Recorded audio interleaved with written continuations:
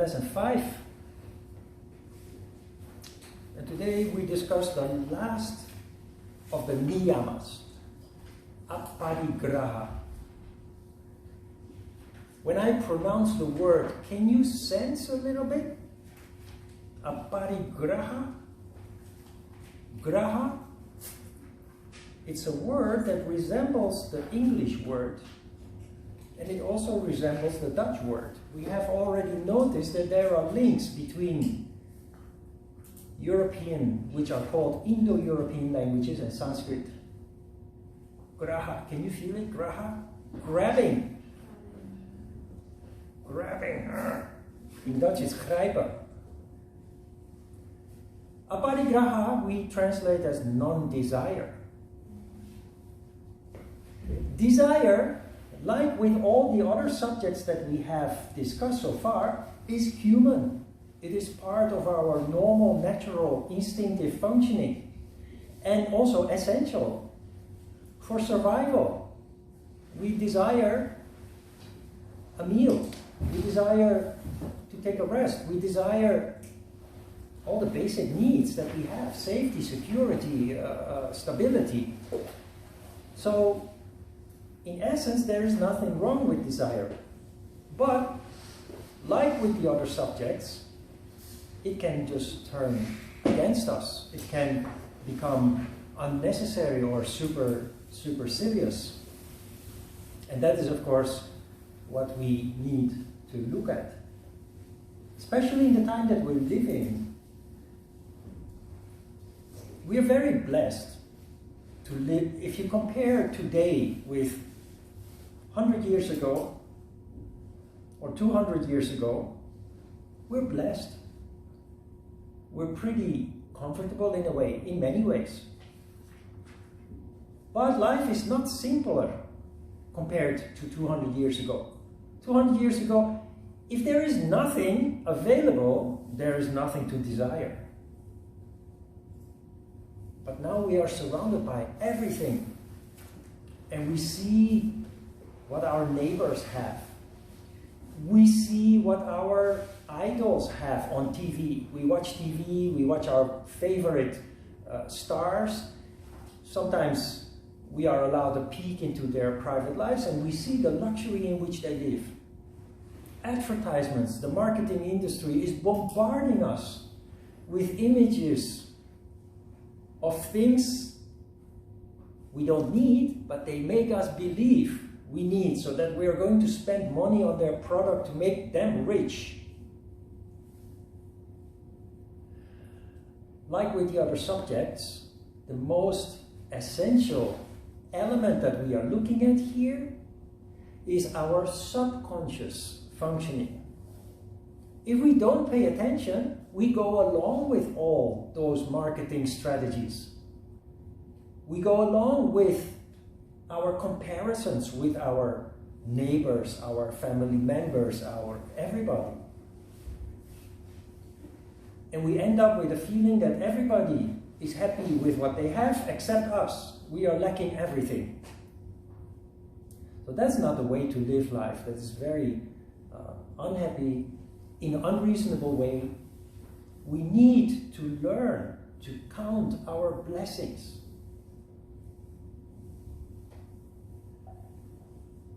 Every time when things in my life seem to get lost, mess up, and I kind of start to panic, I just sit down and I do what I'm telling you to do. I count my blessings and I think, oh my God, instead of comparing myself with other people with what I don't have or with the temporary failure, I compare myself what I have as opposed to what other people are lacking, and I find out that is a lot. So it is kind of, we have to consciously change our mind. Instead of thinking negatively, we have to start thinking positively. Instead of thinking the glass is half full, we need to start thinking the glass is half empty. No, the opposite. Instead of thinking the glass is half empty, we need to replace that by thinking the glass is half full. Count your blessings. That is a very appropriate expression in English. And in the Dutch expression is exactly the same. Just translated the same words exactly into Dutch. Desire, like with the other yamas that we have discussed, is energy. And it is energy that you feel. Examples abound. Although you normally do not consciously pay attention to it, you're confronted with it every day. Especially women are confronted with it every day. The prying eyes of men that look at you, that see a wonderful body, that arouses desire in them. It is a natural process, of course, but women, they have to feel that every day. And it makes very uncomfortable. No word is said, no act is done, just those eyes. You understand how strong this is, how powerful this is. This has a huge influence on us. Amsterdam, together with Antwerp, is the capital of diamonds. If you go downtown, you see busloads full of tourists that come only for one thing. Well, they do some other things too, but their main goal is to watch the diamonds. And those shops that sell the diamonds, they are like fortresses. Those windows are this thick, reinforced. It's impossible to just walk into the shop by opening the door. You have to go through a sluice with 2 doors so that they open one door first, they look at you, and if they like you, then they can open the next door. But you see those tourists in front of the shop window, and they're almost salivating. And they want to touch, but they can't. There is a window in between. Even if they can come into the shop, all the diamonds and other precious stones and metals, they're all inside a box, a glass box that you can't touch. It's very interesting to observe that. You see desire at work there, big time. What is important for us is not to avoid desire overall. We already came to the conclusion that desire is natural. It's part of our survival instinct. There are needs that we fulfill based on a sense of desire. When we're hungry, when we need to go to the toilet, when we need friendship or have a chat with a good friend, need some attention. What we need to do is not avoid desire overall. What we need to do is first turn subconscious into conscious. Be aware. Go and enjoy looking at diamonds, but do it consciously from now on. Feel what you feel. It's very interesting, you will see. Those things do funny things with people. Money does too. Everybody wants to be rich. Most people, when they have a chance, they fail. Because money does very things with you, with your psychology, with your chemistry. And many people who do succeed to become rich often end up getting poor again. And they can't help it. Examples, people who win the lottery. People who win the lottery, almost all of them end up losing their whole capital and then sighing deep, saying, oh my God, I'm so happy that it's over now. I was losing my family, I was losing my friends, I was becoming drug and alcohol addicted and what have you. Now I can go back to normal again. Of course, if you're smart and you understand how it works, you pay a financial manager, planner, and let them take care of your money, and then you can live a comfortable life. And most people, they do not have the smarts to do something sensible like that.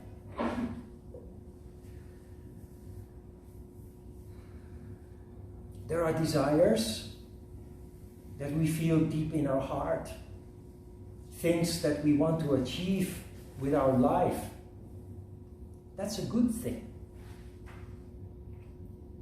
One of the goals of yoga is to find our destiny, our dharma. But most of us, especially in the beginning stages of our walk on the path of yoga, find it, if not impossible, very difficult to determine what is my dharma, what is the desire that is related to my heart.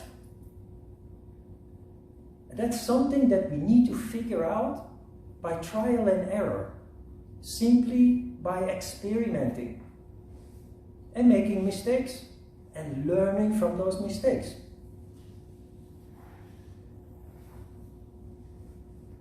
Everybody has such an essential desire that is not short-term, like hunger or sexual desire. It's long-term. It's a life process. Now, let me give you a practical example. As a teenager, I was a bit lost, dark, depressed, didn't know what to do with myself, with my life. When I was 20 years old, I discovered yoga. And that totally changed my life. I felt a desire to go somewhere, to do something. And it started with yoga. The very first time I experienced practicing yoga, I went to the library immediately to find books about yoga. Internet didn't exist yet. And I started practicing from that book every night. That was only the start.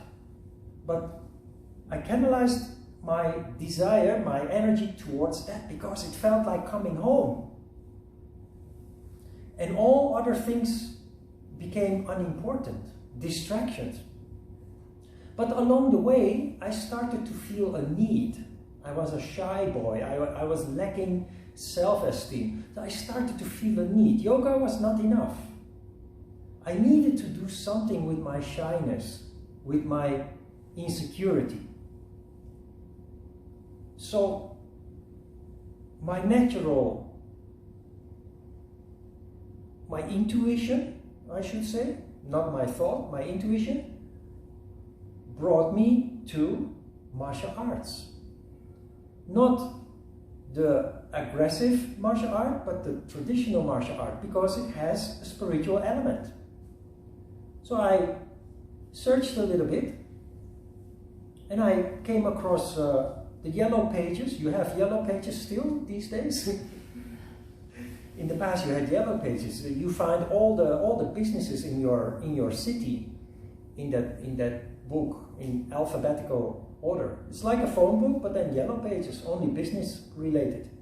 So I found a Hapkido Taekwondo studio, and I called them and I talked about. I didn't know anything yet, so I asked what is Taekwondo and what is Hapkido, and I felt very strongly attracted to Hapkido because of the spiritual element. So I became a member there, and I became very passionate about it. I spent 6 days a week, from 10 o'clock in the morning to 9 o'clock in the evening there. I became very much involved with everything, and they brought a Korean Hapkido master from Korea to Amsterdam. So I was very happy about that. So very fanatic, very passionate. After 2.5 years, after 3 years, this Korean master left. And we were all sad, of course. We wanted more. We wanted to continue our practice and reach higher levels and what have you. So there was this core group of Hapkido practitioners, my Hapkido buddies, and seven of them, like me, decided to go to Korea, to this Korean Hapkido master's studio in Sadangdong. which is just across the highway here. But all those buddies of mine came to Korea within a year. Within a year. And they all came back from Korea within a year. Because they ran out of money. One came back after 4 months. They didn't prepare. One came back after 4 months. Another came back after 5 months. Only one managed to stay for a full 1 year. I was very frustrated. And at that time I didn't understand why I was not with them. Now I look back and now I understand. It's because yoga had already so much influenced my way of thinking, my functioning, based on intuition, not rational thought, intuition. The reason why they came here, and I know, it took me 9 years, it took them 1 year, less than 1 year, it took me 9 years to prepare and come here. You know why? Because I prepared. I thought, if I go there, what is my goal? I didn't just want to have a black belt, I wanted to have at least a 3rd-degree black belt. That means that's going to take at least 2 years. I had a foundation already from the years practicing in Amsterdam. So that's going to take at least 2 years. So I made a calculation. If I'm going to stay there 2 years, I need that much money. But if I'm there, there might be a possibility to earn money. Then people say, oh, Korea, you can teach English there. And I thought, that's not my thing. But yoga is my thing. And I thought, yoga you can teach anywhere in the world. So at that time, I found Raja Yoga Institute in Amsterdam. I started learning, studying with Ajita, and it would take 7 years to do the whole full course. So for me, 7 years, that is too long, but anyway, I started anyway. I needed to be qualified. If I go to Korea, at least I should have not only that money, but I should be qualified. And then I thought, yes, but I need to go back to school too. I need to know how to run a business. So I went to night school, working in the day, went to night school, three nights a week, 1 night to yoga. 3 nights I went to night school for a couple of years also to learn business administration and economics.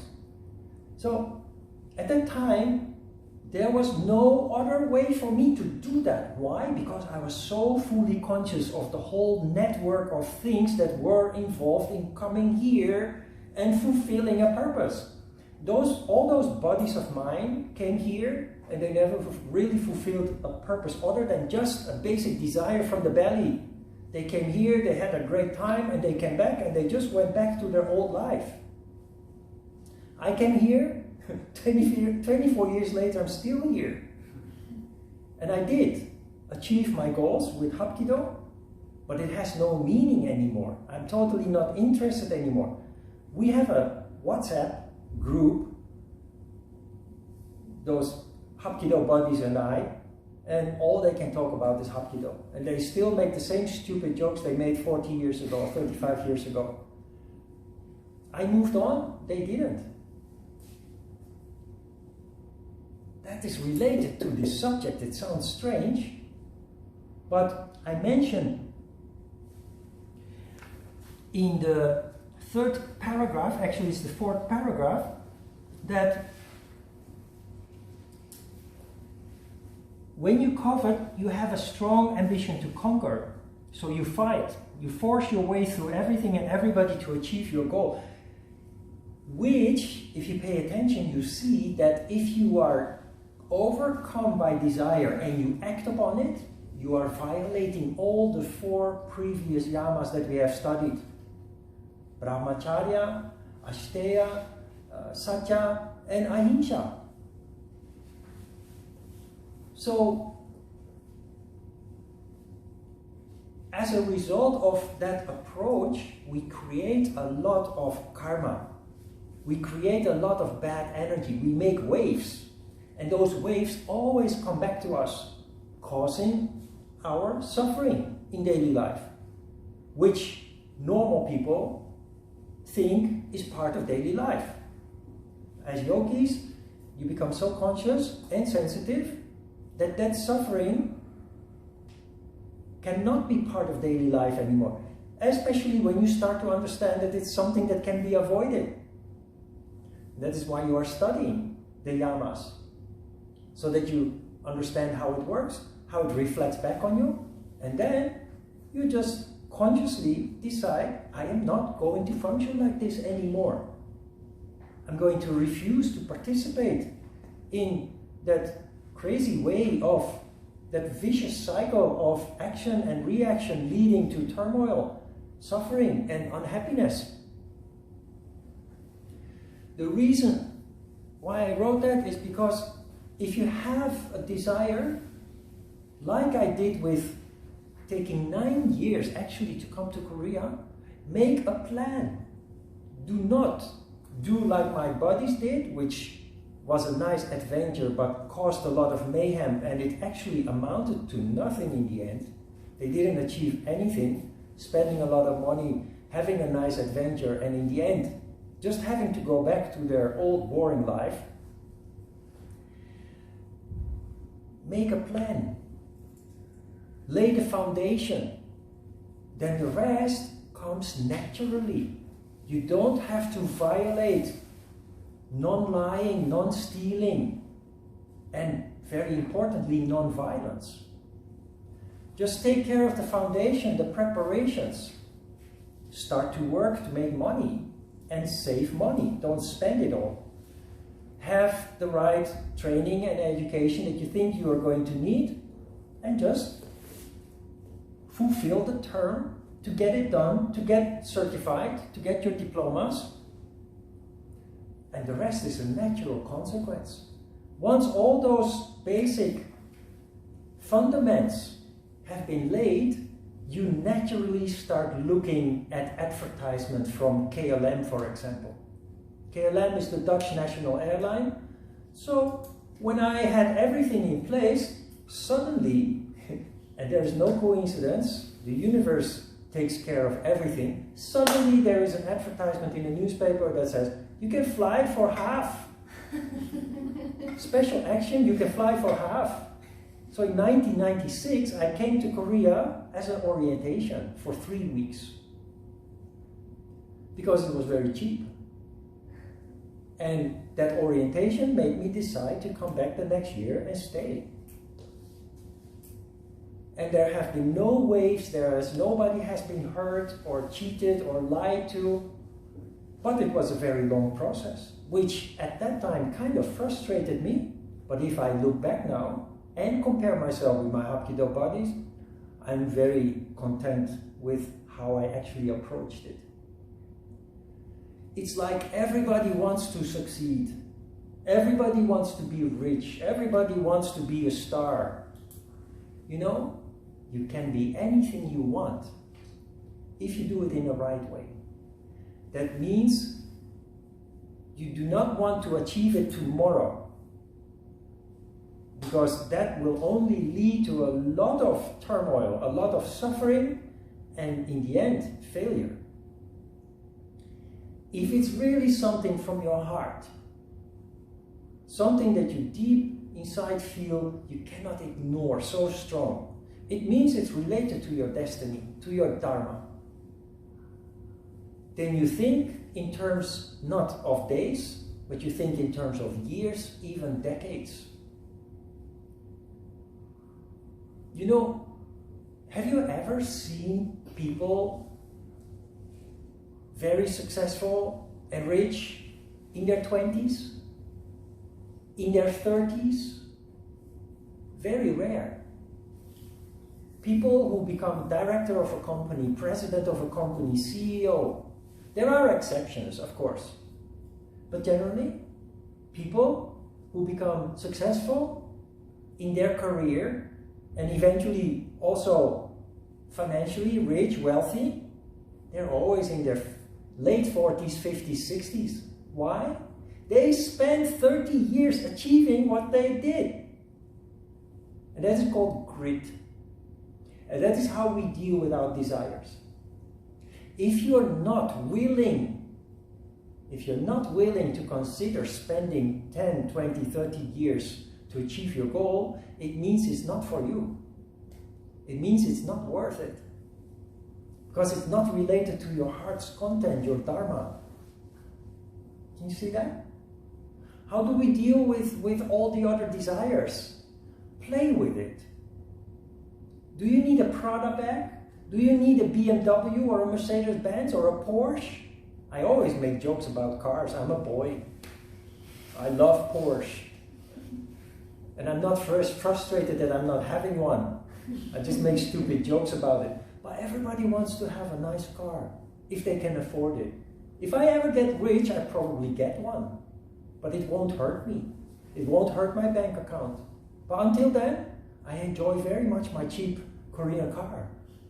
It's lovely. Everything makes sense. Actually, I went to Porsche to just sit in it. In Sochodong. Just sit in it and open the glove box and and I came to the conclusion that the car that I have a Kia Sportage, is much better. Yeah, it doesn't have a big roaring engine. It doesn't give you the kick of pushing the accelerator and shoot like a rocket, or actually it does. It has a diesel engine. It has a diesel engine with almost 200 horsepower. It does shoot like a rocket, but doesn't have that nice roar that a Porsche or a Mercedes-Benz or a BMW has. But the glove box is twice as small. The one that is in between the seats is twice as small. The cup holders are in a location that you think that is not really practical compared with my car. Count your blessings. Play with your desires. And go and feel it, touch it. You want to have diamonds? Go and have a look and see how it makes people sick. Standing in front of that window, watching it. You have the same desire as those people, but the difference is you are conscious and you just observe. They are not conscious and they just follow their animal instinct to grab. You want to have a nice handbag? Go. Go to the department store, have a look. Touch it, feel it, open it, see if the layout is practical. And if you can afford it, buy it. Why not? But if you can't afford it, count your blessings. You have a cheaper bag. Actually, the layout is actually better, more practical. And if you can afford it, have one. Then enjoy it consciously. The thing with German cars, they are 2-3 times as expensive as other cars. French cars, Korean cars, Japanese cars. 2, 3, 4 times as expensive. But they offer something that those cheaper cars don't offer. That is a kind of an emotion, that enjoyment of driving such a car. But it can also give you a headache. If you can afford to buy a Porsche, how much do you think your insurance is going to cost? And when you have a little scratch and you bring it to the garage to have that scratch repaired, it will cost almost as much than you would pay for a Daewoo Matiz or something. You could buy a whole car for the repair cost. So if you think about those things, even if you can afford it, would it be a smart thing to do? You are busy as a yogi to make your life simpler and to get rid of annoyances and hurt, miseries. You can just unknowingly obtain new ones instead because of some desire. If you undergo that consciously, it doesn't matter. If it causes misery, as a yogi, you don't sit down and say, "Oh, I'm so miserable," and drown yourself in your misery. you just make a correction. You learn something valuable for the future, that you don't make that same mistake again. And you will see, as a result of this playful approach, life will become increasingly simple. In the end, nothing is important anymore except your heart's content, your dharma. There are desires, especially for people on the spiritual path who become more connected with their soul consciousness. There are desires that you cannot ignore. Those that you cannot ignore are the ones related to your destiny, dharma. So you start to explore them, try to understand them. And if you decide to start working on it, you do that in a very systematic way. You do not expect to achieve this tomorrow. You know it's going to take time and effort. So you simply start laying the foundation. I have another anecdote for you that is related to this. It took me 9 years to come to Korea. But I had a life behind me that had led me to find yoga when I was 20 years old. But there was 20 years of history that was bothering me, that was dragging me back. I was born in a big family, 7 kids. Not wealthy. My father was a truck driver who was never home. I never really had a father. So my mom was taking care of 7 kids on her own. As a child, you don't notice. You're happy. You play every day, and you even feel privileged to be from a big family. And it gives a sense of belonging, sense of pride, and what have you.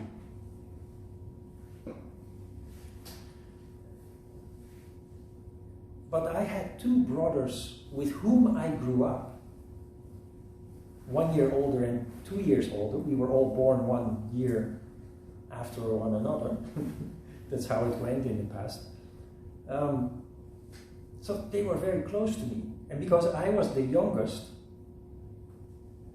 they always took me to play, to do naughty things. And well, it ended up later in drug abuse, drug addiction, and what have you.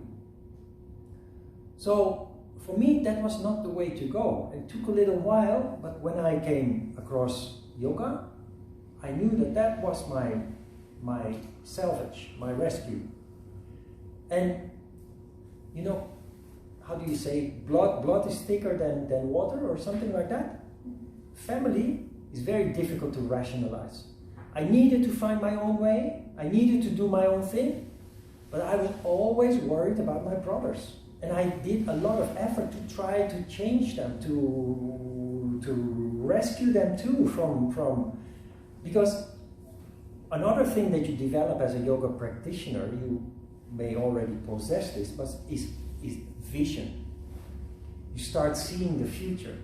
And what I saw is that my brothers, the path that they were on, they would not get much older than somewhere in their 40s. Their behavior is self-destructive. That would eventually lead to their death at a quite young age. And that's exactly what happened. But I was with one foot in my new life, pursuing Hapkido and yoga, but my other foot kept being dragged back all the time. And I dropped out of Ajita's class, my yoga teacher, 2 or 3 times. I dropped out. And I felt stuck, and I called Ajita and I said, "Hey Ajit, I have a problem. Can I come and talk with you?" Then he reluctantly, he couldn't say no, of course, so he reluctantly let me come to his house just before dinner, so the conversation couldn't last long. He had planned it very accurately like that. So he said, "Sit down. there was a small sofa, IKEA sofa, 2-seat. So he sat on my right. He said, okay, Ron, tell me what's going on. So I started talking about my brothers, about my past, and he said, hey, wait. He didn't let me finish. Within 1 minute or so, he said, wait. What do you want? Don't talk about your past. Don't talk about your problems. Don't talk about your family. What do you want? So I said, I want to go to Korea. Then he said, what do you need to do that? So I said, money, finish my training with you, and evening school. Then he said, okay, stop thinking about your past. Start looking more and more at what you want to achieve, and then very practically, step by step, go to work and work towards that goal. So come back to my class tomorrow. Go back to your night school and finish it until you have a diploma. And then just go. And that was the best advice I ever had. Family is very difficult to rationalize, and even though you are so full of goodwill to do your thing, it drags you back because you care. More subconsciously than consciously. You cannot. It's family. You cannot shut them out. My prediction came true. Both of them died in their mid-40s. But Ajita's advice, you get stuck, you are distracted by past events, experiences, memories, pain. Ask yourself, what do you want to do? What do you need to achieve that? Go to work. From today, go to work. Little steps, one by one, and you will get there.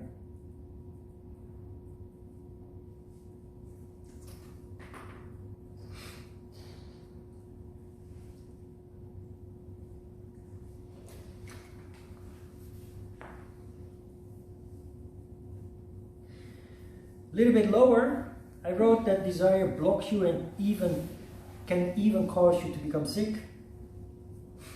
It is known that babies, after birth, if they do not receive love and care, they could actually die. Have you ever heard that? Just from the lack of love, they could actually die. What are we looking at? Desire. Desire can make you sick.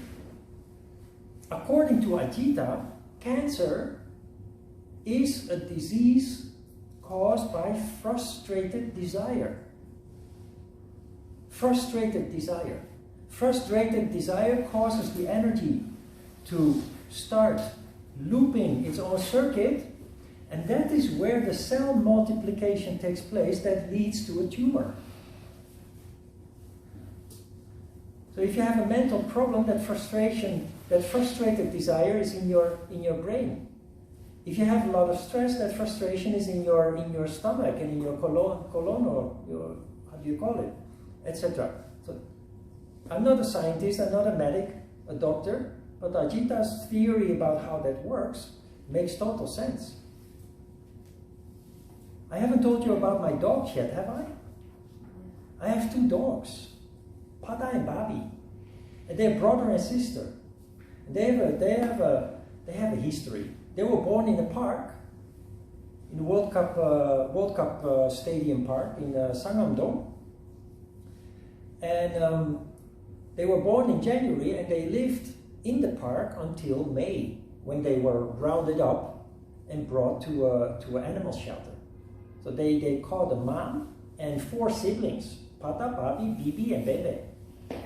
That's how they called them. So Bibi and Bebe were adopted very quickly.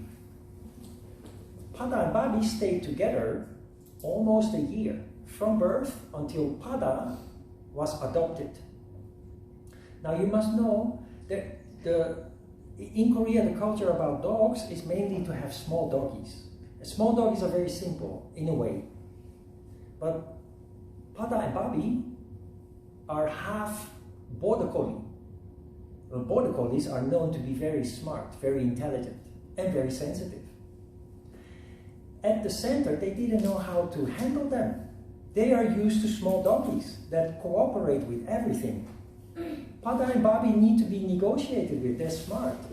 And because they didn't have time for that, they would just push them into a corner, grab them, put a muzzle on them, and give them a shower, or clip their nails, or give them an injection, or whatever. So anyway, they were together, so they clung to each other. But Pada in November was adopted to a young couple in Seoul National University Station, that area. After 4 days, he ran away. And he ran away from there, through the park, on his way to Sangam-dong. It's one straight line. He was going back to Bobby. He was going back to his sister.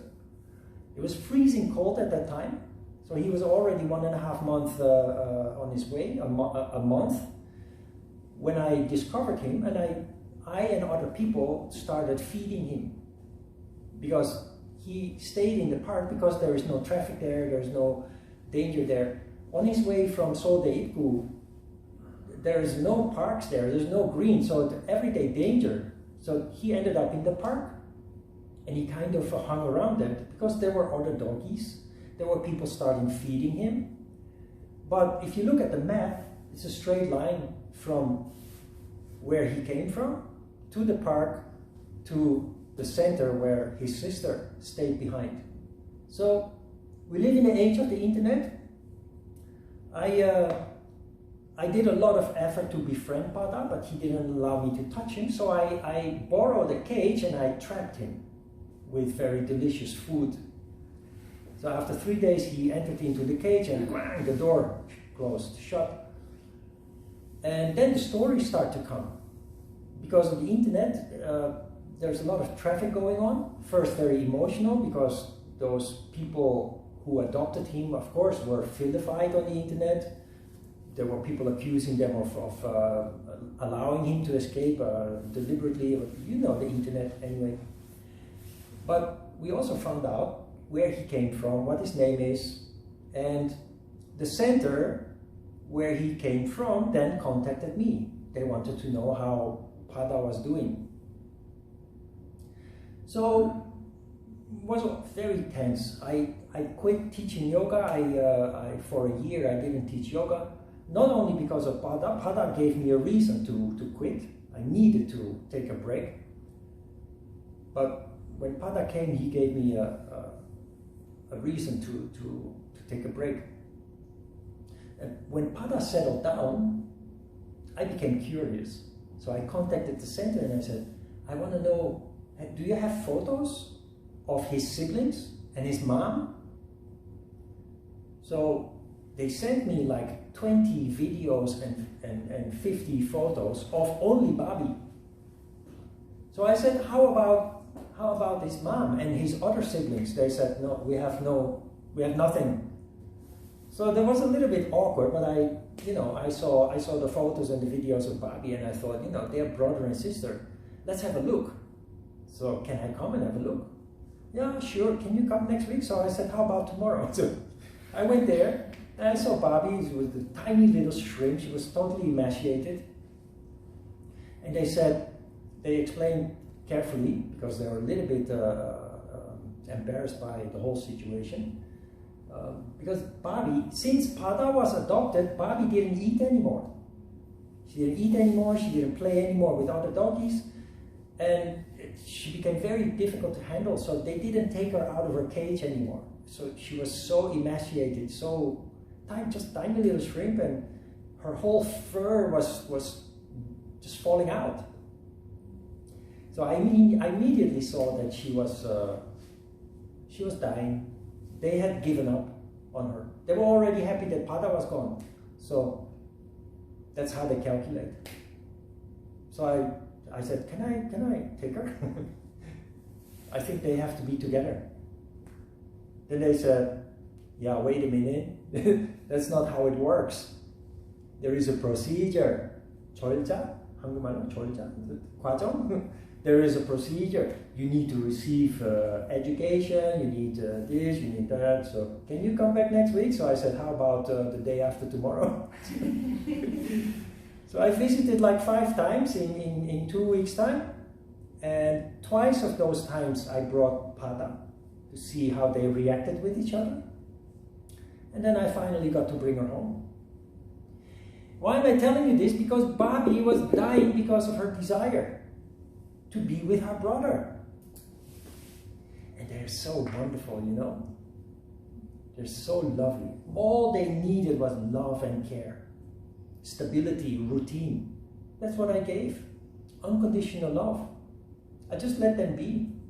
Now, they're the nicest dogs in the park. Everybody admires them. And people think that is a hobby. Wow, you have 2 nice dogs. Good job. No, it's a duty. I had a dog for 15 years and she died 6 months before Pada came. And she died in my arms because the vet did not do his job at that time.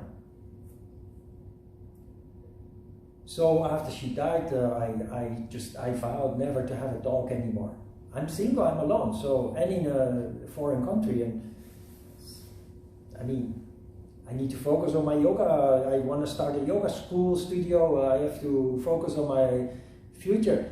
I don't want a dog anymore, and I don't want to have such a traumatic experience again that my dog dies.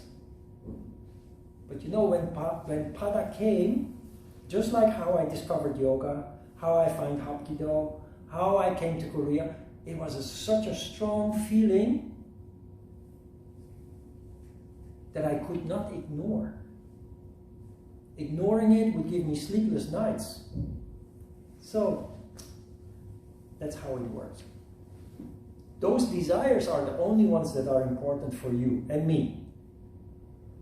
The ones that you cannot ignore. The ones that you cannot rationalize away. We talked about Brahmacharya last week. Brahma meaning God, which for me means the intelligence of the universe. There is a plan. There is a logic. The people on the internet that were so rude and negative about Pada running away and owners allowing him to run away and blah blah. Their vision is very short-sighted. What I see is a plan concocted by higher powers. There's no other way about it. And those higher powers allowed Pada to get somewhere, but that was not the end station. It was never meant to be the end station. He ran away and he succeeded in rescuing his sister through me. That is what Brahma means to me, what the universe or the higher powers or God means to me. You will start feeling this more and more yourself too. I realize it's a little bit a high level of yoga to talk about this kind of thing, but I also see that you recognize it. We try to function more and more based on that resonance, that vibration. And that will show you the way. My family wants me to come back to the Netherlands, but on an emotion, I could do that. But I know if I do that, I will be very unhappy, because I am not done yet. In 2012, I took Korean nationality. To get Korean nationality, I had to give up my Dutch nationality. Nobody said, oh, how nice. Everybody said, you are crazy. Dutch, you were Dutch. Isn't Netherlands the country with one of the best social security systems in the world? How can you give that up? So I said, no, it's just how it is. Of course, I didn't tell them that the universe will take care of me. But that is what I felt. And I still feel. And it is turning out really nice. Now I have 2 dogs. It's a full-time job. But I can. I can. Now I'm at the point that I say I wouldn't even know what to do with myself if they were not in my life. It's a holy duty. Gosh, that I'm sitting here saying these stupid kind of things. Yeah, but it's a holy duty. It's a deal that I make with the universe, and in return, I got my reward. Took a little while, but things worked out very nice. Look what happened. COVID came. All yoga teachers are suffering, except me. There is a plan. It was all meant to be. Just when COVID started, I actually started going back teaching yoga again. And there were 23 students in my class. And the next class in the middle of COVID, another 22 students came to my next course on Sundays. Everybody else was suffering, except me. It went better than ever before. Not about yoga teaching, but about everything.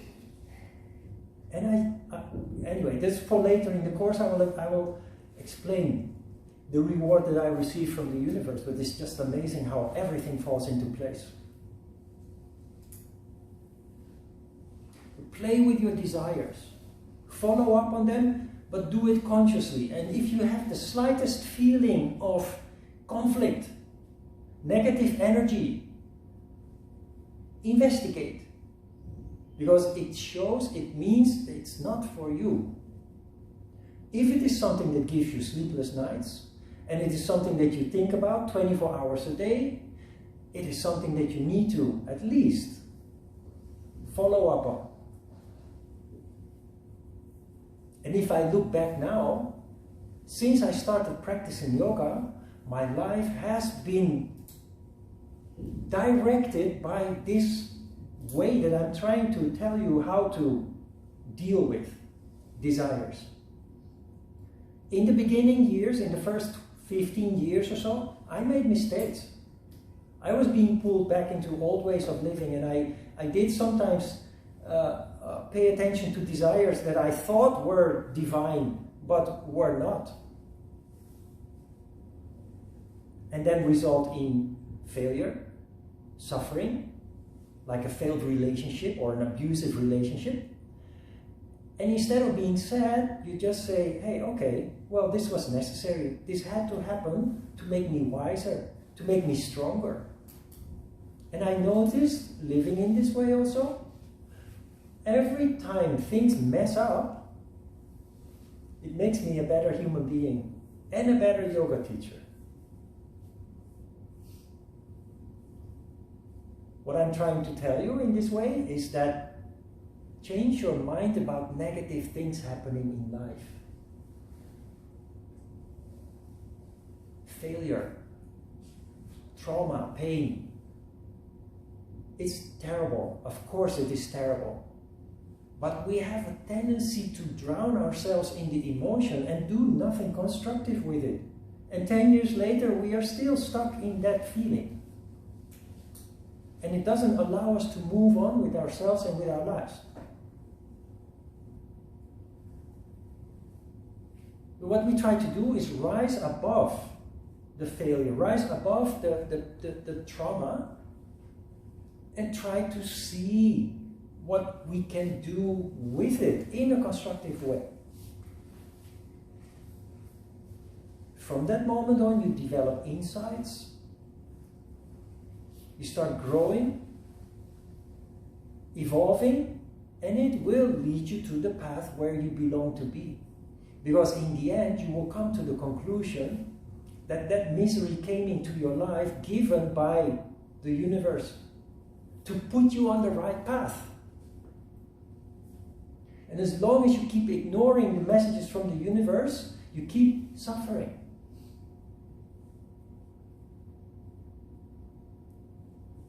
Can you see that?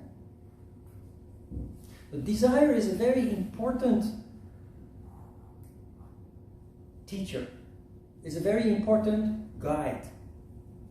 But we live in very challenging times where there are so many.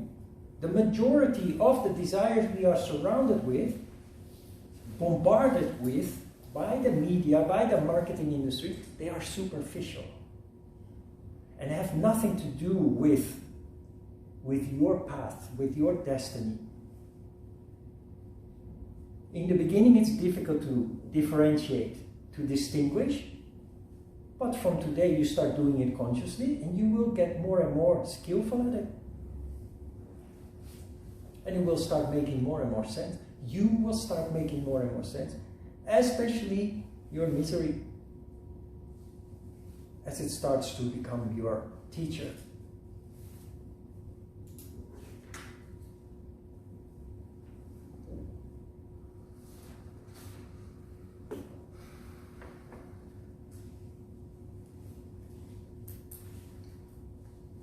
How do you do all this?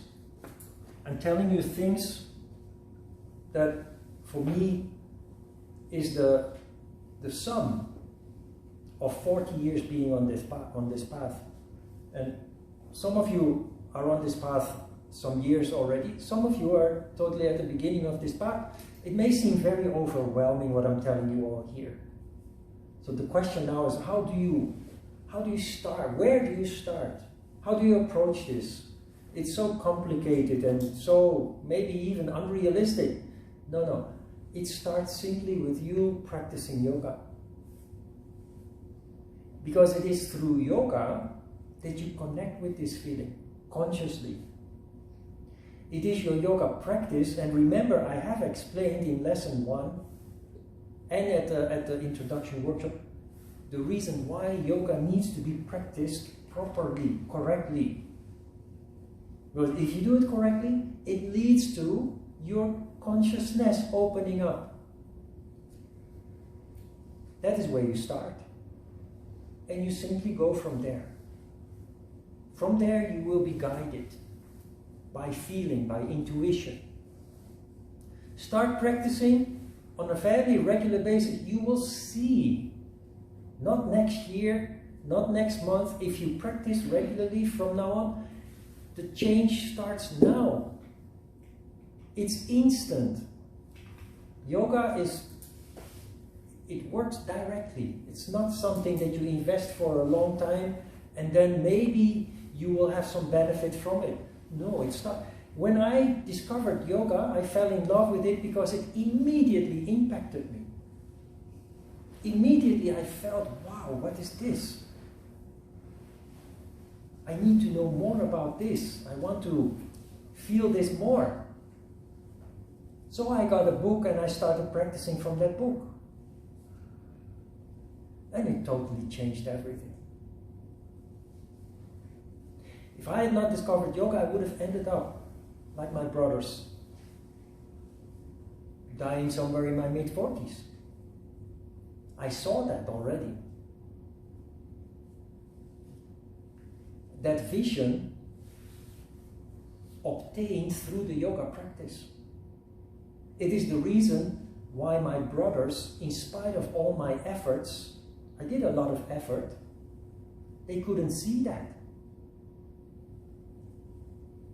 To my frustration, my desire was to, but they didn't practice yoga. They didn't have that vision.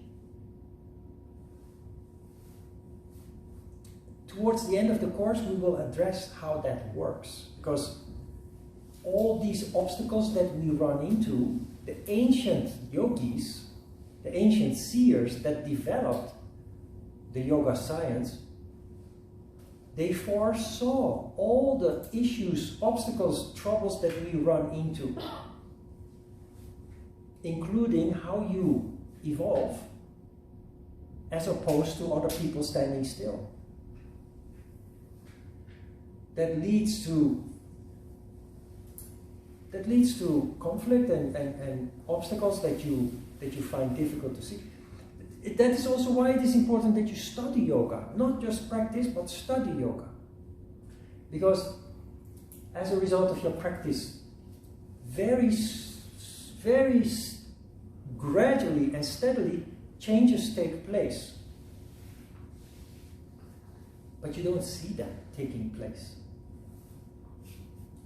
When you have a child, your own child, you don't see your child growing. But if your aunt has a child and you visit once a year, you see that the child grew 10 centimeters and you say, wow, you grew a lot. You see that the face is more mature, you see. We change as a result of yoga practice, but like looking at your own child day by day, you don't see your transformation taking place. And that leads to the situation where you compare yourself with other people and you think, what's wrong with those people? Where's the common sense in all this? Why do I see this and they don't?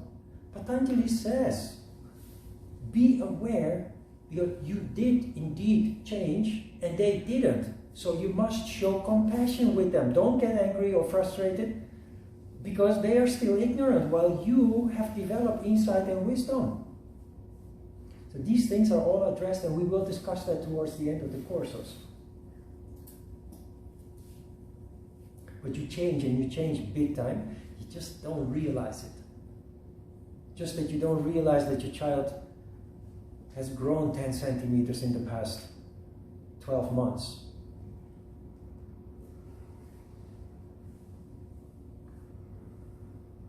Questions about desire? Play with desire. Another thing that Patanjali says is the world is your playground. Play. That's the only way that you can grow. You can study, but if you don't put it into practice, it's never going to have an effect. So there are many people on the spiritual path, including in yoga, who say, desire, that is the devil's work. You have to stay away from all desire. You must live like a fakir, like an ascetic. No, it doesn't work like that. It's good maybe for a short period of time that you isolate yourself and focus entirely on study and practice, but you must come back to the reality, the real world, because that is where all your lessons fall into place. That is where you connect the dots and you really start to learn. Like I said, every time I end up in deep misery, I become a better teacher and a better human being in the end. Once you realize that, the way that you look at your misery, your failures, your suffering will totally change. While it normally makes us incredibly unhappy and miserable, from now on, we look forward with anticipation and say, well, I don't see it yet, but there must be something coming out of this. Something good will come out of this. Okay, let's have a short break, and we can start with asana.